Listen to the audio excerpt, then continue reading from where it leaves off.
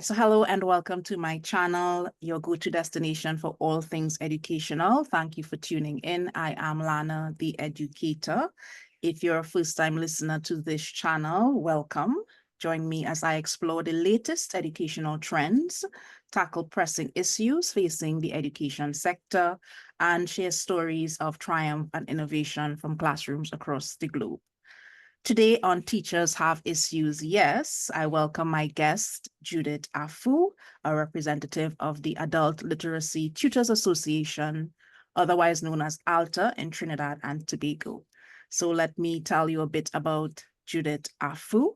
She has many roles in ALTA, but her passion is being in the classroom and teaching. Judith was born in Edinburgh, Scotland. She studied business and spent some years in pensions before coming to Trinidad, where she has been a resident for over 40 years. In 2009, Judith became an ALTA tutor, and the following year started teaching children aged 9 to 14 in an after-school program called Youth Lit.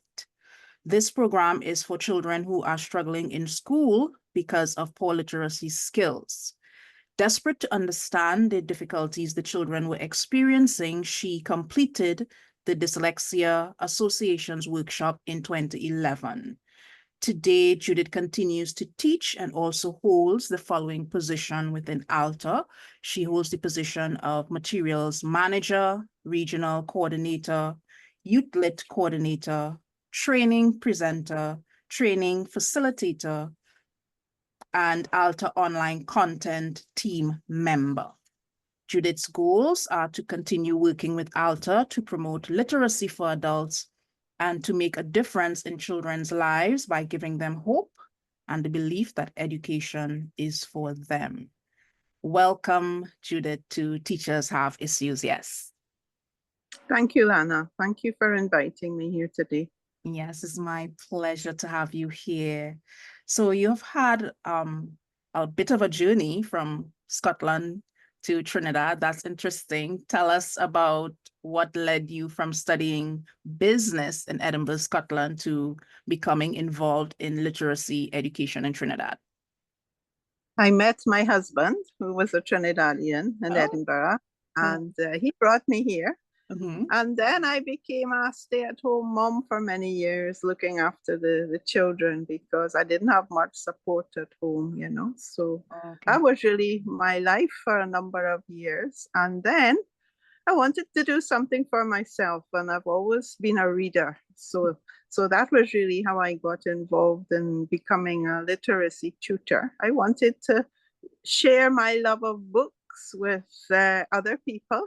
But actually, when I became a tutor, I realized that the students I was meeting had basic goals, you know, more practical goals. They needed to learn how to sign a form or fill out a form. They needed how to read a label on a prescription and tasks like that, you know. So I realized they were far away at that point in time from reading books. So there was a bit of a mind opener for me at that point in time. Yes. And you've been doing it for quite a while so far. I mean, we'll go into ALTA in a minute, but you've been doing it for quite a while. What drives this passion, you think, for literacy in this form that you have decided to pursue, you know, teaching others or making others literate? What drives your passion? Well, I realized I enjoyed imparting knowledge to other people. I enjoyed teaching, and then I got involved with children, and I just seemed to find my niche. I really enjoyed working with the children. I love their energy, you know, and their innocence, and you know, I really enjoyed that. So at that point in time, I was thinking about options of looking for a job, but I so loved what I was doing. I was never able to make that transition. So I stuck with ALTA. I have no regrets. I have moved on to doing different things from ALTA. I've loved all the people I've met in ALTA. I've been glad for all the opportunities that ALTA have, you know, offered me. So no regrets, really. Great. So we've mentioned ALTA and you're here to talk about ALTA a bit. So tell us, what is ALTA all about? Well, ALTA was founded in 1992 by Paula Lucy Smith, who was actually a teacher in St. Augustine Comprehensive, and she was teaching Form 4-year-olds social studies. She realized that quite a number in the class could not read at all, you know, and she was just puzzled by how they could have gone through the education system and reached Form 4 and they could not read, you know. So she eventually left teaching and decided she wanted to get into adult literacy. So she formed a group of people and they started sharing ideas, and they started creating a program with local content based on dyslexia teaching, but using local content for adults that would interest adults. And that was how the ALTA program was formed. And in 1993, they had their first training session. Yeah, so it really started with networking with people who were interested in helping adults with literacy. Yeah, so it's an adult literacy program, but ALTA stands for Adult Literacy Tutors Association. So yes, how does the organization work then? Well, as I said, it started with networking. So it was an association of tutors who came together, but Paula offered the leadership, you know, and that was how it was formed as a non-government organization. And she worked with these other tutors to develop the program. Yeah, and it's come on from there. Yeah. Okay. It's just grown in leaps and bounds, and we've actually had about 3,000 tutors in ALTA at one point of time or another. Yeah. And as you know, most of the tutors find it very fulfilling, and you know, they get something out of it too, you know. So it's not all about, a lot of them say, well, you know, I joined to give back, but you know, I've got far more from it than what I actually have given, you know, and a lot of them feel like that. Yes. So how does ALTA get tutors? How do you recruit tutors? Because it's been around a while, a couple of decades. You said in 1993, we are now in 2024. So of course, maybe the original tutors are still there, but how do you maintain recruiting other and new tutors? Well, we do some outreach. We go to community fairs. We try to get out there. And one point in time, we used to put advertisements in the paper, and a lot of people used to read the paper and see these advertisements, and they would contact ALTA, you know. But now, not so much the paper again, but people hear about ALTA, and it's something a lot of people are interested in. And when they have the free time, they decide that, you know, they want to give this a try. And we do interview a lot of people, but not everybody actually gets through to becoming a tutor. It's a screening process, you know. So the first step would be the interview. Then we would ask them to observe in an ALTA classroom for a number of sessions. And that's so that, you know, they know it's what it's about, and they know they could ask themselves, is this something I really want to do with my time? And we get to look at them and see if we think this is someone who will fit in our classrooms. And only then do they get invited to the training, you know. And out of the training, we will select those we want to become tutors. What age range? I mean, it says adult literacy. Does it start at 18, and is there a cutoff age? What is the age range usually for the students? You say students, right, that join ALTA? Yeah. Well, we deliver ALTA on a number of platforms now. So our traditional community classes are for adults, and the age is for 16 and over. Okay. So we even have some school students who go to school and then they come to ALTA after school to join an adult class to get that foundation to help them.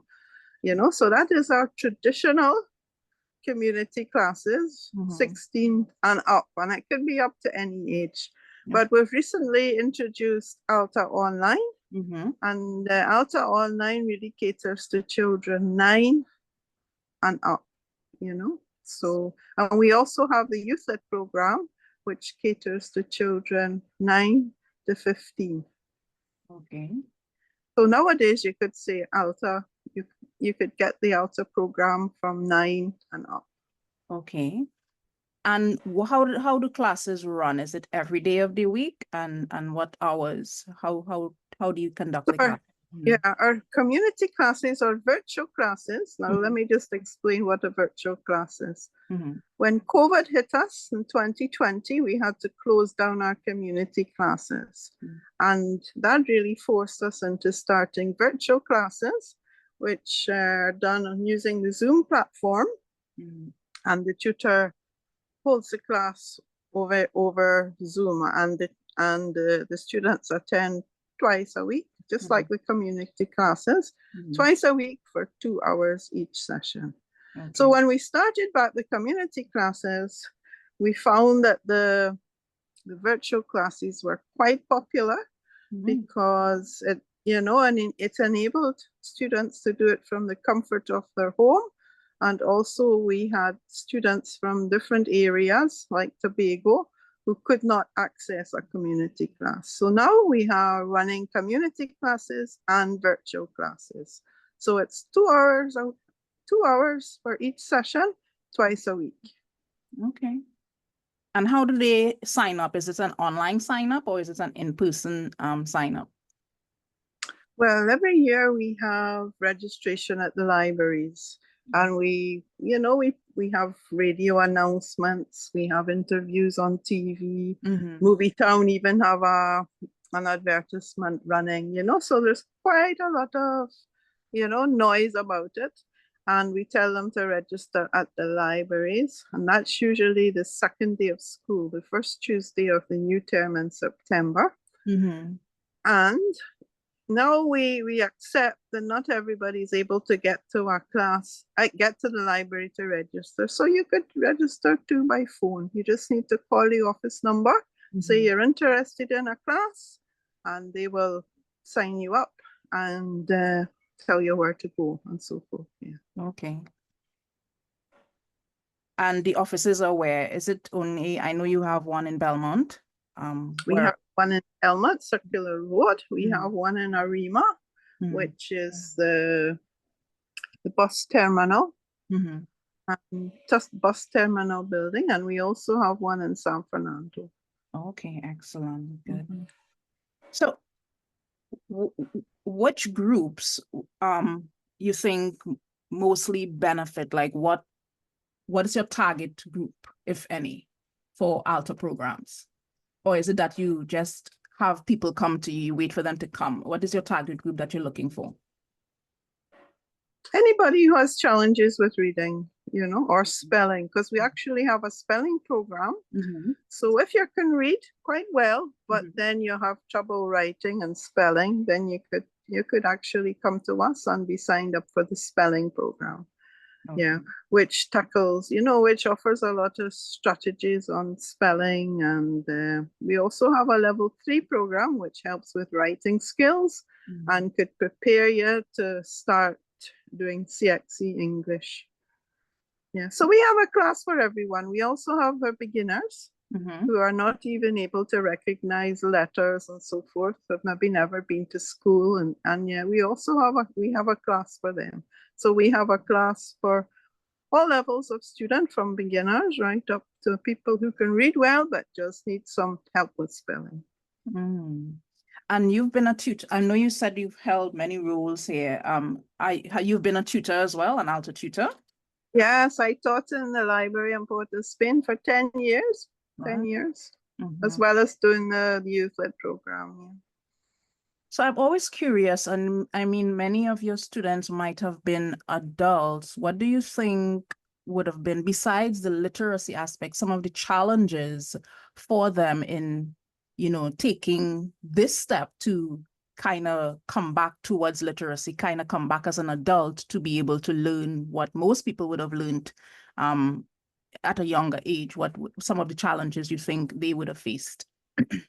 Well, the biggest challenge they face is shame. A lot of them feel a lot of shame that they can't read and they're in that position, and they tend to hide it. Some of them even hide it from their spouse. You know, it's something that really affects them, affects their level of confidence. They want to hide it.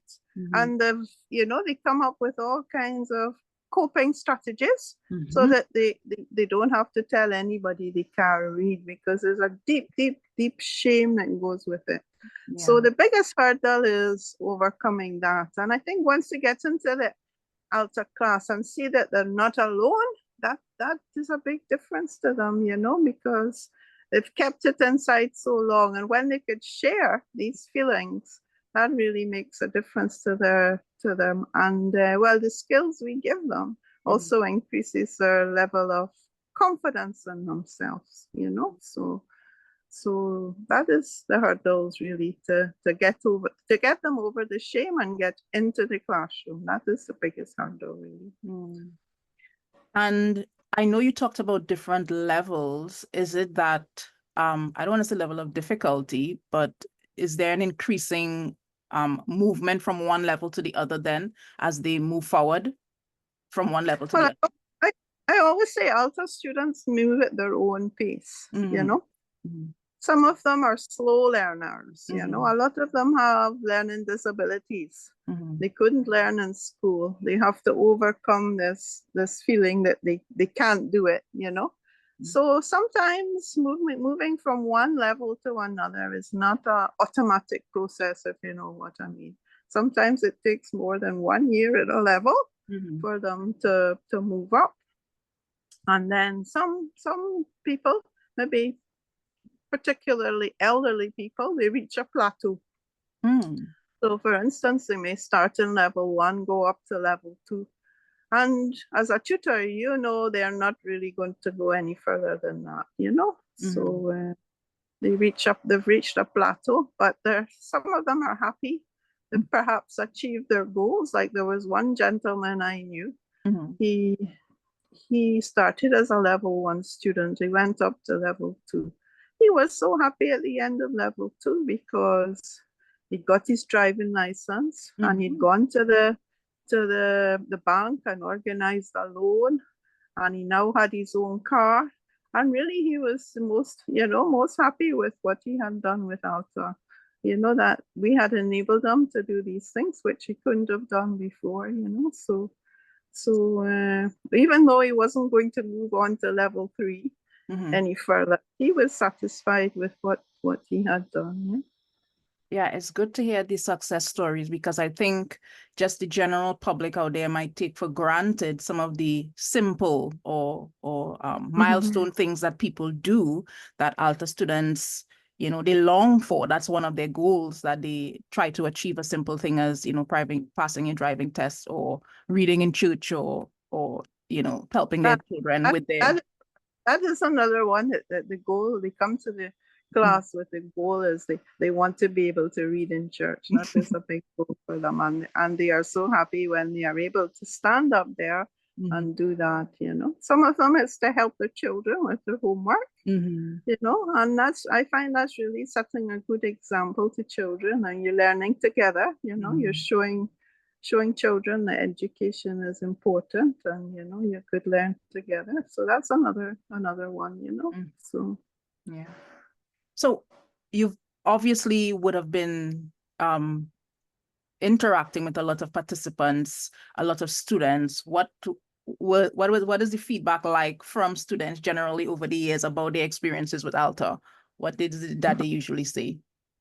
Okay, well, we did a survey in 2012 on the impact that ALTA has had, and you know, 100% of them said they would recommend ALTA to other people. You know, 50% said it had improved their life, such as they got promotion with work, they got a better job, and so forth. You know, so on the whole, ALTA students are very thankful for what ALTA has done for them. Good. You mentioned the Youth Lit program. It's still in existence, yes? Yes, well, that started in 2008. And it was a collaboration between ALTA and NALIS, okay? So library staff noticed that students were coming into the library to do their homework, and they had to ask for help to read the questions. You know, so library Nala's approached ALTA and asked for assistance in helping these students. So that was how the Youth Lit program was started. And it's an after-school program, and it's three afternoons a week. It runs from 3 to 5, 3 afternoons a week. And it's for children from 9 to 15 to meet the requirements. And it's really teaching the ALTA program to them. So we have to tweak it a little and make adjustments, because teaching children and teaching adults is 2 different things, really, you know, but basically it's the same thing. And we've had a lot of graduates have moved through the program, and it's made a difference to their schoolwork, because, you know, it's an unfortunate situation in this country where you see a lot of students moving through the school system and they don't have the basics, you know, so they're always trying to play catch up, you know, and they don't have the literary skills to enable them to benefit from the education they're getting, you know. So there's a great need out there, and we're actually addressing that need now with the ALTA online program, which is a web-based interactive program that you can use from a device. So you need internet, a device, and you could access this program. So we're actually rolling it out now to quite a lot of schools around the country. And these schools, when they have children in need, students in need, they're actually able to do this program, which is addressing these literacy challenges they have. So is it that the ALTA representatives come into the school, or is it ALTA training persons within the school to roll out the program?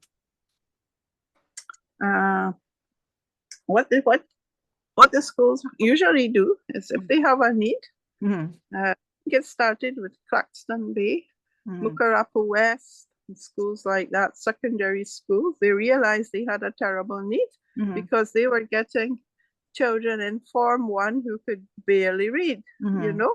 And I really wonder what teachers do with students like that, you know, because they can't take the time to teach them to read. When you think about it, you only really learn to read in the first few years in school, and then teachers have to move on to other things, and then you have the pressure of the SEA.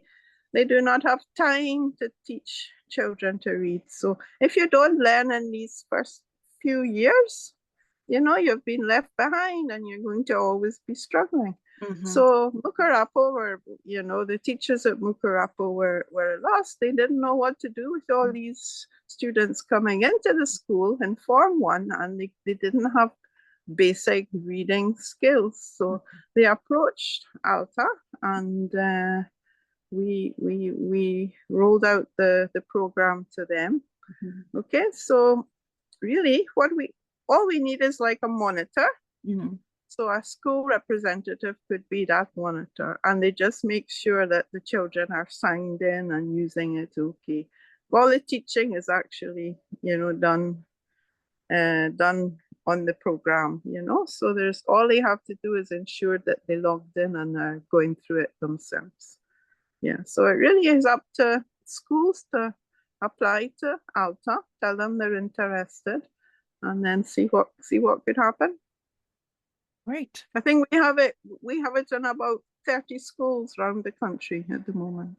Nice. I'm glad that people can hear about that. Secondary and primary schools. Good. I remember now from your from reading your intro here that you're a content team member. What does that involve? Online content team member, yeah. Well, it involves making content for the lessons. So each ALTA lesson is made up of different components of reading. So we have like word recognition, which is like phonics and sight words and spelling and syllable division, looking at the word and the word structure. Then we have vocabulary and comprehension and study skills. So into each lesson, We try to incorporate all these components. So it means writing exercises and so forth. That's basically what I do. Okay. I do a little bit of that, not too much, a little bit. So what improvements then, because you said, and you're adapting, in listening to you, ALTA has adapted to, I think, the changing needs and the changing times, because you were face to face, and you've adapted now with the technology. Very much so. Yes, very much so. What improvements have you seen in both the children and adults who've worked with ALTA, especially now coming online with the kind of digital platform? What improvements have you noted in your organization with these students? Well, we've had a very, very positive, response from the schools about how the program is helping the students. As a youth-led tutor myself, I see the difference that the program has made to the students. It's almost as if they say, I can do it. I can do this now. And it really makes a difference to how they feel about doing their work in school, gives them that confidence, and they could actually tackle the schoolwork better when they have these reading skills. So it's not just about teaching reading skills, it's affecting the way they see themselves, because a lot of the problem with these children when they're in school and they can't read and they have all this work to do and they know they can't do it, they feel this is not for me, I can't do this is not for me. So what we are trying to do is to include them in the education system, so they feel that they can do something inside it. They could feel that they could get on and do something for themselves, because I'm sure as a teacher, that when children are in school and they can't read, they develop problems, behavioral problems, attitude problems, Yeah, some are frustrated. They get very frustrated and so forth, So that is the difference I see, and that's what makes me go back year after year after year to work with these children, So you can't make a difference to everybody, but I say, well, my 10 children, I could make a difference to them, So that's why I go back year after year to teach. Yeah, because I know people ask sometimes, why are you joining this non-paying organization, and you do so much work? It's a lot of work. Well, I would say you don't get paid from it, but I still think you could learn from becoming a tutor, because it's a very professional organization and has good leadership, and you could learn a lot from becoming an ALTA tutor. Yeah, I hope people check it out, because it's very well organized, very well structured, very well delivered, has a good success rate. I think even not just to, tell other people that ALTA exists, but also to sign up for ALTA as a tutor, because it's very well organized, I must say. So what advice would you give to someone looking to get involved in literacy education the same way that you've done and others have done? What advice would you give to them? Well, I would advise them to check out ALTA if you have time. If you have the time, and it's about 4 hours a week, but in actual fact it's more than that, because you have preparation to time. As a teacher, you will know, if when you go into a class to teach, you actually have to prepare and make sure you know what you're doing. It requires a lot of work, but I will tell you it's very rewarding. So I would tell you to check us out and see if you like what you see, which I'm sure you will. And then we would invite you to become part of us.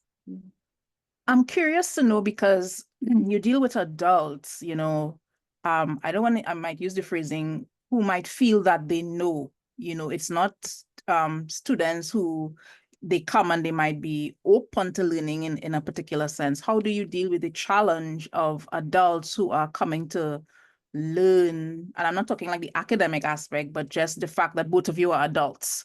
Does that ever come up as an issue, that it's an adult dealing with an adult and there might be challenges there?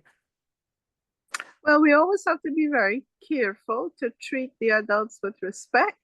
It's not children we're teaching, you know, we don't talk down to them. It's one of the things about ALTA is we try to foster a culture of respect and, you know, cooperation. So it's cooperative learning we encourage, you know. I cannot say I've ever encountered adults who come into a class and feel they know more than you. I can't say I've really encountered that. Most of them are very willing to learn, you know. Yeah, most of them are very willing and grateful to be there. And it's actually very nice to teach adults. They're there because they want to be there. You know, it's not like children who are told they have to go to school and really rather be doing something else. When you're teaching adults, they want to be there, you know. So it's really very, very easy to teach. Yeah, half the work is done when they're willing, when you're a willing learner. That's right. They're very willing to learn. Yeah. And they actually share a lot of their experiences with us. You know, we can't think we better than them because we can read and, you know, they can do a lot of things better than us. You know, some of them are talented musicians or talented businessmen or seamstress, or they're caterers, you know. They're very talented people in their own way, and we have to respect that. You know, we actually have some classes where they get to come in and show off their skills, you know, and they do have skills, whether it's as a mechanic or you know, as a pan player or whatever. They do have skills, you know, so we are not really any better than them because we can read well, you know. So that is really the attitude we try to foster. Respect and cooperation. Lovely. Well, this podcast is called Teachers Have Issues, yes. What issue do you think teachers have out there?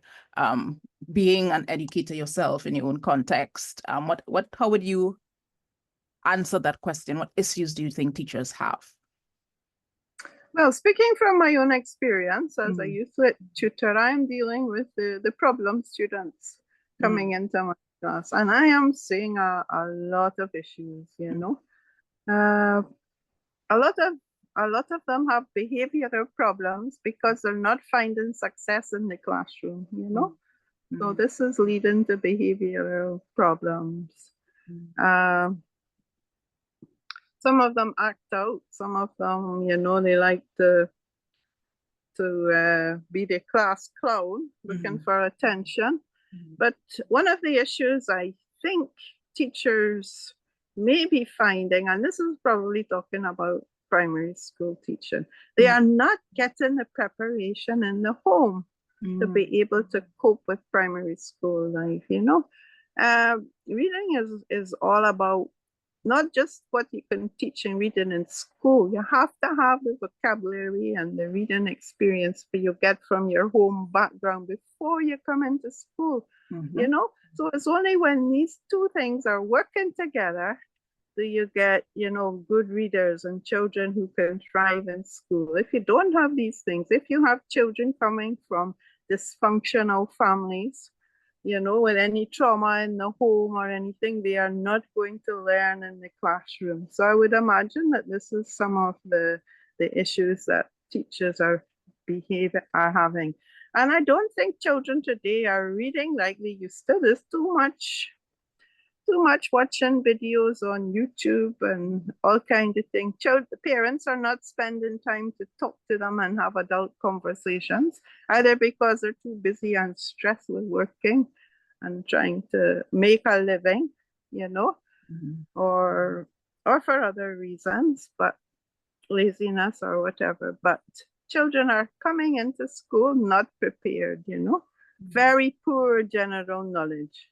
You know, so when you get children like that coming into a classroom, I wonder how teachers are able to manage with them, you know, because I feel you must have that early childhood education to prepare you for the school classroom. Very good point. Well, thank you so much, Judith Affoo, representative of ALTA, for joining us on Teachers Have Issues. Yes, thank you so much. Thank you for inviting me. Yes.